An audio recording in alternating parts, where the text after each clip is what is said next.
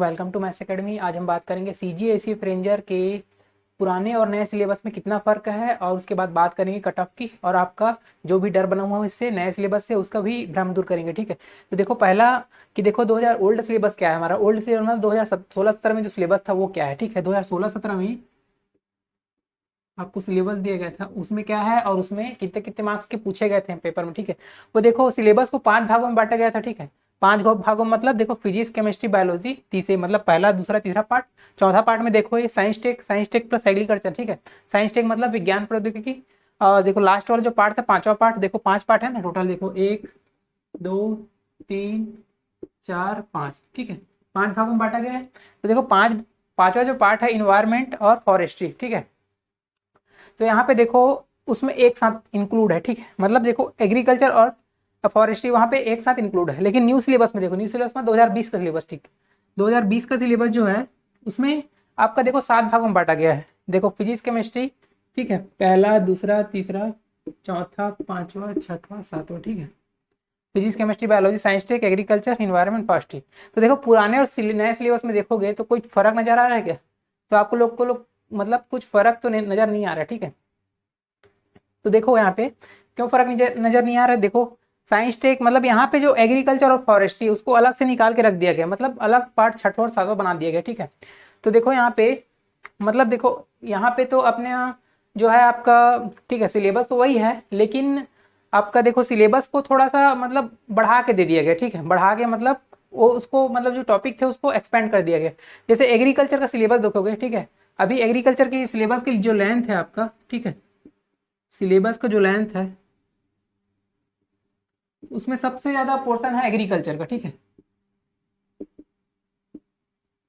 सबसे ज्यादा पोर्शन क्या है, एग्रीकल्चर। बहुत लंबा सिलेबस दिया गया, मतलब ये जो सब मिला के जो सिलेबस बनेगा वो अकेले एग्रीकल्चर का बनेगा। ठीक है, इन बाकी का सब मिला दो सिलेबस, उसका लेंथ देखोगे और एग्रीकल्चर को लेंथ, तो एग्रीकल्चर का लेंथ दोनों मतलब सबके बराबर होगा। ठीक है, मतलब 6 पार्ट के टोटल लेंथ के बराबर। ठीक है, तो देखो यहाँ पे इसका मतलब ये नहीं कि एग्रीकल्चर से ज्यादा क्वेश्चन पूछेगा, ऐसा कुछ नहीं है। ठीक है, यहाँ पे मैं बता दूंगा कितना कितना क्वेश्चन पूछेगा, लगभग मैं आपको एकदम अंदाजा बता भी दूंगा, क्योंकि सिलेबस में डिफाइन नहीं किया जाता कि कितना नंबर का देगा। ठीक है, पेपर में, लेकिन ये प्रीवियस ईयर पेपर से एनालिसिस से पता चल सकता है। और एक चीज बता रहा हूँ, पहले यहाँ पे देख लो, यहाँ पे कितने कितने नंबर का पहले पूछा गया था। ठीक है, 2016-17 में जो सिलेबस था और उसके पेपर में कितना नंबर का आया था। देखो फिजिक्स से देखो 5 भागों में बांटा गया है, तो कैसे बांटा था, देखो 150 क्वेश्चन था टोटल। ठीक है, 150 क्वेश्चन था, तो 150 क्वेश्चन है तो 5 भागों में बांट दे, तो 5 से भाग दे तो ये आ जाएगा 30। ठीक है, 5 से भाग लगाओगे 150 को 30, तो 30-30 नंबर का सब पार्ट को दिया गया। ठीक है, जैसे फिजिक्स केमिस्ट्री है आपका, फिजिक्स 30 नंबर का आया, केमिस्ट्री 30 का आया, ठीक है, बायोलॉजी 30 का आया, साइंस टेक और एग्रीकल्चर, ठीक है, ये भी क्या है 30 का आया। तो देखो टोटल जो 30 का है ये, तो साइंस टेक और एग्रीकल्चर कितना कितना का आया। ठीक है, ये भी बता रहा हूँ मैं। और देखो एक लास्ट वाला पार्ट भी 30 का आया। ठीक है, तो इसमें जो साइंस टेक और एग्रीकल्चर, देखो साइंस टेक आपका 22 नंबर का पूछा गया था। ठीक है, ये आपका 22 नंबर का है, और एग्रीकल्चर था 8 नंबर का, टोटल आपका 30 नंबर हुआ। और वैसे इन्वायरमेंट था, ठीक है, इसमें था इन्वायरमेंट, ये आया था आपका 26, और ये आया था 4 क्वेश्चन। ठीक है, मतलब ऐसे भी वो 30 नंबर हो गया, 26 इन्वायरमेंट, 4 फॉरेस्ट्री। तो देखो अब दिक्कत आप लोग को ये है, तो देखो कि अब 7 भागों में बांटा गया है, तो 7 भागों में बांटेंगे तो 150 क्वेश्चन ही रहेगा। ठीक है, तो 150 क्वेश्चन है तो 150 बटा 7 कर लो। ठीक है, तो 7 से भाग लगा के देखो कितना जाएगा। देखो 7 दूनी 14, एक बचा 7 दिया, ठीक है, 7 एकम 7, अब कितना बचा, 3 बचा। देखो 21 बार जाएगा और 3 3 क्या बचेगा, शेष। ठीक है, मतलब 21 सबको मिलेगा, मान के चलो इसके हिसाब से एनालिसिस करते हैं, मैथ्स के हिसाब से, जैसे मतलब पहले वो वैसे करके जो दिया था। ठीक है, तो इसके हिसाब से अगर एनालिसिस करते हैं, ठीक है, पार्ट्स के हिसाब से, तो इसको 21 मिलना चाहिए सबको। देखो 21, ठीक है, 21 21 21 21 21 21 21, ठीक है, वो ऐसे करके भी दे सकता है, मतलब एक अनुमान है, दे सकता है, लेकिन कोई जरूरी नहीं कि ऐसा देगा ही। ठीक है, क्योंकि देखो मैं बता रहा हूँ क्यों नहीं देगा। देखो अब 3 शेष बच गया, एक एक ये चिपका दो। ठीक है, इसमें चिपका दो आप, 3 शेष बच गया, तो ये आपका 22 नंबर का हो सकता है। ठीक है, एक एक नंबर को कहीं भी चिपका सकता है, 3 नंबर को।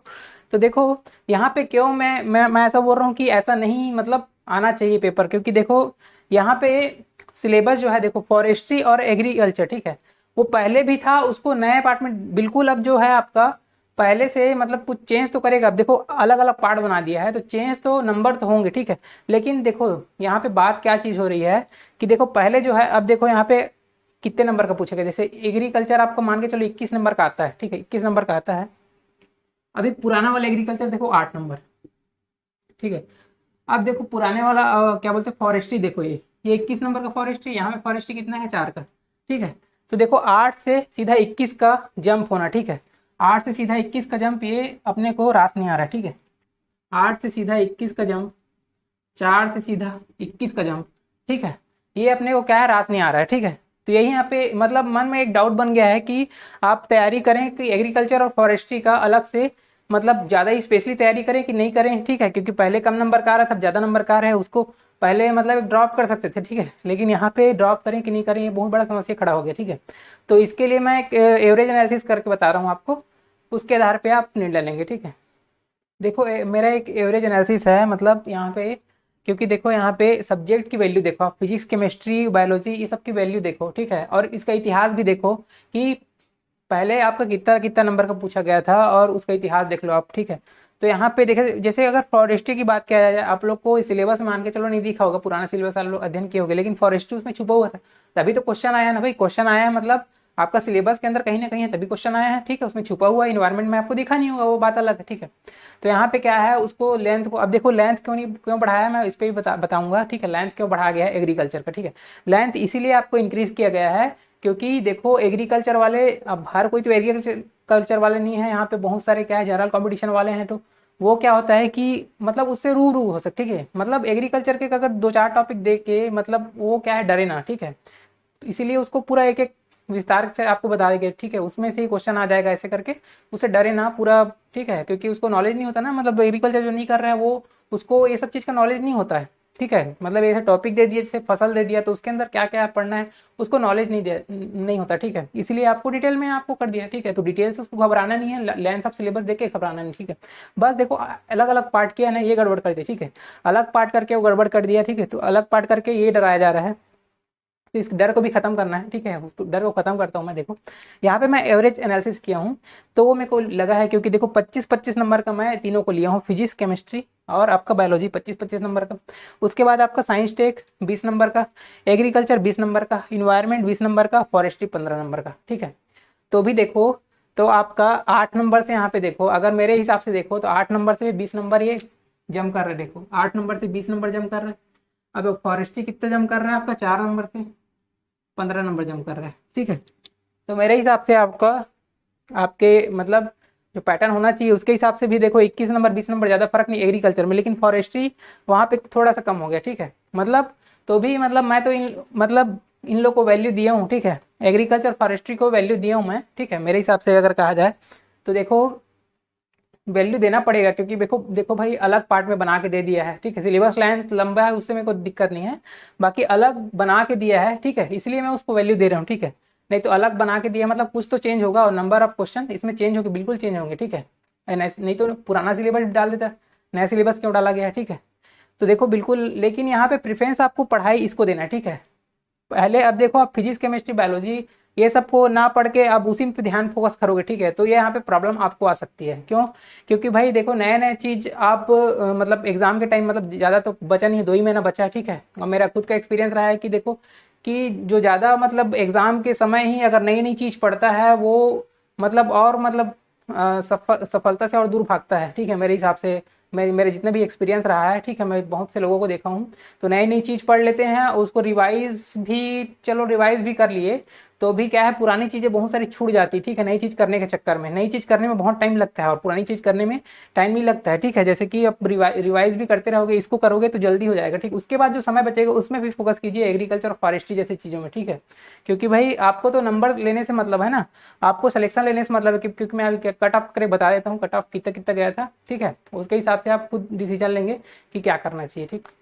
देखो भाई 2016 और 17 में जो कट ऑफ है आपका, ठीक है, लगभग लगभग आपका राउंड फिगर में बात करें तो आपका 55% लगभग गया था, ठीक है। 55% गया था, किसका गया था? जनरल का, ठीक है। जनरल का 55% गया था, ठीक है। लेकिन अब कैटेगरी वाइज बात करें तो 2-3% आप कम करते जाना, आपको मिलते जाएगा, ठीक है। वो आपको समझदार हो, ठीक है। कैटेगरी में थोड़ा थोड़ा कम रहता है, ठीक है। तो मैं जनरल के हिसाब से बात कर रहा हूँ। देखो 55% लगभग गया था, ठीक है। 55 से 60 के बीच गया था लगभग। राउंड फिगर में बात किया जाए तो 55 है, 55 के पास में था। तो देखो अब देखो 2020 में एक्सपेक्टेड कितना जा सकता है, ठीक है। तो देखो एक्सपेक्टेशन हम कहाँ से लगाएंगे, देखो एग्जाम के डिपेंड करता है, ठीक है, एग्जाम पे डिपेंड करता है कि कठिन आता है कि पेपर सरल आता है, ठीक है। अगर पेपर अगर टफ हुआ, ठीक है, तो कट ऑफ कम हो जाएगा, ठीक है। ठीक है, तो पेपर का लेवल भी डिपेंड करता है इस, ठीक है, एग्जाम लेवल भी डिपेंड करता है, ठीक है, एग्जाम लेवल। तो देखो भाई पिछले बार जब पेपर सरल था कि कठिन था, देखो कई लोग बोलते हैं कठिन था, ठीक है, क्योंकि यहाँ पे कुछ कुछ क्वेश्चन कठिन आ गए थे, लेकिन पेपर कठिन नहीं था, बाकी क्वेश्चन कठिन नहीं था। मतलब अब भाई 30 में आपको 5-6 क्वेश्चन, अगर जैसे फिजिक्स है 5-6 क्वेश्चन आप कठिन आ जाता है, ठीक है, तो उसको कठिन पेपर नहीं किया जा सकता, मतलब मॉडरेट से थोड़ा ऊपर कहा जा सकता है उसको। तो देखो एग्जाम का लेवल भी डिपेंड करता है इस पर, ठीक है, तो एग्जाम का लेवल डिपेंड कर रहा है, तो भी मेरे को लगता है कि पेपर जो है इसी टाइप का ही आना चाहिए, ठीक है, कठिन ज़्यादा नहीं करेगा 2-3 क्वेश्चन बढ़ा देगा, ठीक है, उससे आपको डरने वाली बात ही नहीं है, ठीक है, इतना भी सरल नहीं करेगा, ठीक है, क्योंकि कंपटीशन का माहौल और ज़्यादा बढ़ चुका है। और कंपटीशन भी देखना पड़ेगा ना, कंपटीशन पहले कितना था अभी, और वैकेंसी भी देखनी, वैकेंसी पहले कम थी, ठीक है, वैकेंसी आपका कम थी। तो देखो एग्जाम लेवल में लगभग बराबर है, कोई दिक्कत नहीं है। अब देखो वैकेंसी आपका क्या है, बढ़ा हुआ है, ठीक है, एक वैकेंसी आपका बढ़ा हुआ है।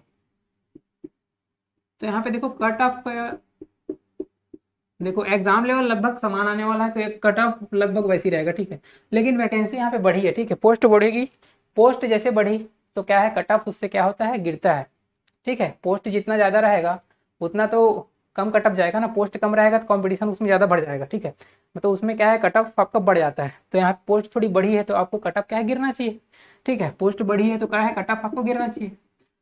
अब देखो वैकेंसी पे डिपेंड करता है, आपका कंपटीशन पे भी डिपेंड करता है, ठीक, लेकिन कंपटीशन अभी देखो कितना हो रहा है, कंपटीशन बहुत ज़्यादा हो चुका है, ठीक है, मतलब ज़्यादा आप देखो 1-2 साल पहले, ठीक है, मतलब 2-3 साल हो गए लगभग है ना, तो 3 साल पहले आपका कंपटीशन इतना, मतलब आप 3 साल में बोल रहे हो कि कितना कंपटीशन बढ़ जाएगा, ठीक है, वो 3 साल की बात नहीं कर रहा, अभी लॉकडाउन की बात कर रहा हूँ, ठीक है, लॉकडाउन में बहुत सारी नौकरी खत्म हो चुकी है, ठीक है, और बहुत सारी नौकरी आ भी नहीं रही है, जैसे रेलवे, रेलवे अब तो बहुत नेगेटिव न्यूज़ आ रहा है, इस साल तो होना ही नहीं है, अगले साल होगा, और वो भी मतलब उसमें पोस्टें भी कम हो जाएगी, ठीक है, तो उस वो रेलवे वाले क्या कर रहे हैं पूरा, मतलब उससे तो बहुत बहुत लोगों का मतलब ध्यान भटक चुका है रेलवे से, ठीक है, तो उन लोग क्या करेंगे, जो खाली पीले जो छत्तीसगढ़ में रहते हैं और रेलवे की तैयारी कर रहे थे, तो उन लोग क्या करेंगे, अब पूरा इसमें फोकस करेंगे, ठीक है, हम लोग, ठीक है, तो कंपटीशन यहाँ पे भी बढ़ता है, ठीक है, तो यहाँ पे भी बढ़ता है आपका, ठीक है, कंपटीशन, कंपटीशन यहाँ पे बढ़ रहा है, ठीक है, कंपटीशन अगर बढ़ता है तो आपका कट ऑफ भी ऊपर जाएगा, ठीक है, कट ऑफ भी ऊपर जाएगा कंपटीशन बढ़ने से, ठीक है, तो यहाँ पे देखो कंपटीशन बढ़ने से कट ऑफ ऊपर जा रहा है, देखो, और ये मत समझना कि रेलवे वाले इसका कहाँ तैयारी कर सकेंगे, पीएससी वैसी का, उन लोग को, ठीक है, उन लोग जीएस कम पढ़ते हैं, मैथ्स में ज़्यादा फोकस रहता है उन लोग का, ठीक है, बहुत सारे सब्जेक्ट हैं पीएससी में, ऐसा कुछ नहीं है, ठीक है, अभी का कंपटीशन का माहौल ऐसा हो गया है, जो तैयारी कर रहा हो सब चीज़ की तैयारी कर रहा है, ठीक है, क्योंकि एक से उसका, ठीक है, उसका सिलेक्शन तो एक में नहीं हो पा रहा है ना, तो उस मतलब जो एग्जाम आ रहा है उसकी तैयारी करने में भिड़ जा रहा है, ठीक है, मतलब एग्जाम, अब मतलब ये एग्जाम का इंतजार रहता है, ठीक है, लोगों को, तो ऐसा मत सोचना कि रेलवे की तैयारी करने वाला इसमें कंपटीशन हम लोग को क्या देगा, जो पीएससी की तैयारी कर रहे हैं, ठीक, तो ऐसा सोच मत रखना, ठीक है, बिल्कुल भी, क्योंकि तैयारी जो हुआ है सबकी मतलब आजकल इक्वल टाइप की हो गई है, ठीक है, तो ये तो देखो, अब देखो अब देखते हैं एक्सपेक्टेड कट ऑफ कितना होना चाहिए, तो देखो एग्जाम का लेवल, लेवल में तो इसमें देखो कुछ फर्क नहीं है, तो देखो ये वैकेंसी के हिसाब से कट ऑफ नीचे गया है, तो कंपटीशन के हिसाब से कट ऑफ ऊपर आया, ठीक है, तो उसमें ओवरऑल क्या हुआ कि ये दोनों एक दूसरे को कैंसिल कर दिए, ठीक है, बढ़ भी रहा है घट भी रहा है और उसमें नॉर्मल है, तो एक दूसरे कैंसिल कर दिए लगभग, लेकिन अब क्या है कट ऑफ लगभग एक समान होने वाला है, या थोड़ा सा बढ़ेगा, एक समान या थोड़ा ऊपर जाएगा, ठीक है, थोड़ा ऊपर जाएगा, कहने का मतलब वो 55% है, तो 60 से आप 65% मान लो, ठीक, 60% नहीं मानोगे, 60 मान लो, 60 से 65% मान लो, ठीक है, ज़्यादा भी नहीं जाएगा, ठीक है, ज़्यादा भी नहीं जाएगा भाई, इतना भी नहीं है कि एकदम भी चला जाए, ठीक है, कोई भी एग्जाम का देख लो एकदम हाई कट ऑफ भी नहीं जाता है, ठीक है, भले कठिन आता है पेपर तो और भले डाउन हो जाता है, लेकिन लगभग इतना जा सकता है कट ऑफ 60 to 65%, ये आपका जनरल का, ठीक है, तो देखो हमको इससे मतलब नहीं होना चाहिए कितना जा रहा है कट ऑफ, ठीक है, लेकिन इससे मतलब हम लोग को फायदा क्या है ये जाने से, ठीक है, एक्सपेक्टेड कट ऑफ मान के चलो इतना है, ठीक है, अब कितना है फिक्स नहीं बता सकते, तो मतलब इसे फायदा क्या है, फायदा कैसे लेंगे, 60 to 65 गया है मान के चलो, तो इससे फायदा ये है कि देखो सब सब्जेक्ट में आपको कम से कम 60% से अबोव स्कोर करना है, ठीक है, ये आपका मतलब एक आपका वो होना चाहिए, ठीक है, आपका थीम होना चाहिए माइंड में, ठीक है, आपकी एक सोच होनी चाहिए कि पर सब्जेक्ट का आपका, ठीक है, पर सब्जेक्ट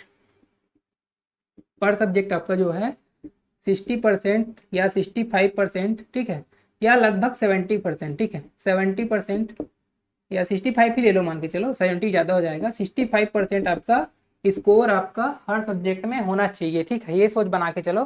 क्योंकि किसी सब्जेक्ट में कुछ कम हो जाता है तो किसी सब्जेक्ट में अगर आप अच्छे हो, किसी सब्जेक्ट में वीक हो तो वो मैनेज कर जाएगा, ठीक है। लेकिन लगभग लगभग ये एवरेज बना के चलो कि ये आपका इतना स्कोर होना चाहिए, ठीक है। तो ये हुआ कट ऑफ की बात, ठीक है। अब तैयारी की थोड़ी सी बात कर लेते हैं, ठीक है। तैयारी पे थोड़ी सी तैयारी की बात कर लेते हैं, कम समय में आपको तैयारी कैसे करनी है, ठीक है। कम समय में देखो, आपके पास समय कितना है, 2 महीना, ठीक है। 2 महीना आपके पास 2 मंथ है, ठीक। 2 मंथ्स हैं तो 2 मंथ्स में आपको तैयारी कैसे करनी है, ठीक है। तो देखो, तैयारी आपको किस टाइप से करनी है। तैयारी आपको सभी सब्जेक्ट को लेके, मतलब ठीक है, नहीं मतलब ऐसे कहा जाए कि सिलेबस को पूरा ख़त्म करने का सोच रखना चाहिए कि कॉन्सेप्चुअल वाइज जाते जाना चाहिए, और बच गया तो छूट जाए, ऐसे एक होना चाहिए, ठीक है। मतलब कहने का मतलब ये है, 2 महीने में पूरा आपको ख़त्म करने की सोच रहे हैं, ठीक है, पूरा सिलेबस, ठीक है। पूरा सिलेबस खत्म करोगे तो उसमें क्या दिक्कत है कि आपका जो है पढ़ाई जो है, ठीक है, उसमें आप हर एक चीज का कॉन्सेप्ट आप फोकस नहीं कर पाओगे। 2 महीने बहुत कम समय होता है, सब्जेक्ट बहुत सारे आपके पास, ठीक है। तो पूरा आप फोकस यहाँ पे नहीं कर पाओगे, ठीक है। पूरा सिलेबस करोगे तो यहाँ पे पूरा फोकस नहीं हो पाएगा आपका, ठीक है। पूरा मतलब एवरी टॉपिक पे, ठीक है, मतलब डीप डीप कहा जाए तो डीप फोकस आप नहीं कर पाओगे, ठीक है। पूरा सिलेबस नहीं छोड़ते हो तो, ठीक है। मतलब पहले आपको, आप देखो, दूसरा तरीका ये है, ठीक है, मतलब 75% सिलेबस आप कर सकते 2 महीने में, ठीक है। उसमें आप डीप फोकस कर सकते हो, ठीक है, उसमें आप डीप फोकस कर सकते हो, ठीक है। डीप फोकस भी कर सकते हो, और इसमें क्या है, आपको प्रेफरेंस देके ही पढ़ना है, ठीक। प्रेफरेंस में मैं बताया था आपको, जैसे फिजिक्स केमिस्ट्री सब कोर सब्जेक्ट को पहले पढ़ो, ठीक है। जिसमें आप ज़्यादा स्कोर कर पाओ उसको पहले पढ़ो, ठीक है। जो छोटे छोटे जो है बच्चे हैं उसको बाद में करो, या अभी भी करते हो तो उसको कम समय दो, ठीक है, ज़्यादा समय मत दो, ठीक है। ज़्यादा समय जिसमें देना है, ठीक है, जैसे जिसमें पहले, मतलब आप इतिहास कभी कभी अपने आप को दोहरा लेते बोलते हैं, तो हो सकता है इतिहास अपने आप को दोहरा ले, ठीक है। पिछले जैसे आपको पेपर हुआ था उसमें जो कोर सब्जेक्ट में अच्छे अच्छे क्वेश्चन, मतलब ज़्यादा क्वेश्चन आए हैं, हो सकता है उसी में को ज़्यादा क्वेश्चन आए, ठीक है, सभी बिल्कुल पॉसिबल है, ठीक है। तो उन पे ज़्यादा ध्यान दो, ठीक है। सिलेबस में देखो, डीप फोकस देखो, इसमें फ़ायदा क्या है, ये वाला तरीका जाने में फ़ायदा क्या है, ठीक है। इस तरीके से जाने में आपको फ़ायदा क्या है, डीप फोकस होता है 75% सिलेबस में आपका। तो उसमें फ़ायदा ये है कि अगर टाइम डेट आपका पोस्टपोन हो गया, ठीक है, एग्जाम आपका पोस्टपोन हो जाता है, ठीक है, एग्जाम की डेट आपकी 1-2 महीना पोस्टपोन्ड हो गई, ठीक है, तो उसमें क्या है, आपका आपका ही फायदा, ठीक है। मान के चलो 2 महीना एक्सटेंड हो जाता है एग्जाम, 2 महीना एक्सटेंड हो गया, तो देखो, इस वे में जाए रहोगे तो ये तो आपका देखो डीप फोकस नहीं किया रहोगे, आपका कॉन्सेप्ट में पकड़ नहीं आएगा, फिर से आप पढ़ोगे ये वाले तरीके से। अगर इस तरीके से जा रहोगे तो आपका लगभग 75% हो चुका रहेगा, और ये जो समय बचेगा उसमें आप 25% तो आप आराम से कर सकते हो, ठीक है। 1 महीना भी मिलेगा तो आप 25% आराम से आप कवर कर सकते हो, बाकी पूरा कॉन्सेप्ट के साथ। और इसमें पढ़ने में फायदा क्या है कि कठिन क्वेश्चन आ जाएगा तो आप बना लोगे, इसमें फायदा, मतलब इसमें कठिन क्वेश्चन बन जाएंगे, ठीक है। इसमें हार्ड क्वेश्चन बन जाएंगे, यहाँ पे हार्ड क्वेश्चन नहीं बन पाएंगे, ठीक है। तो मेरे हिसाब से बेस्ट तरीका वो है, ठीक है। अब आपकी जो मर्जी, वो आपकी मर्जी है, लेकिन मेरा एनालिसिस कहता है कि इस टाइप से पढ़ना चाहिए, ठीक है। ये सक्सेस में ज़्यादा मतलब पॉसिबल है, ठीक। तो आज के लिए इतना ही करते हैं, और वीडियो पसंद आया हो तो लाइक और सब्सक्राइब कीजिए। Thank you.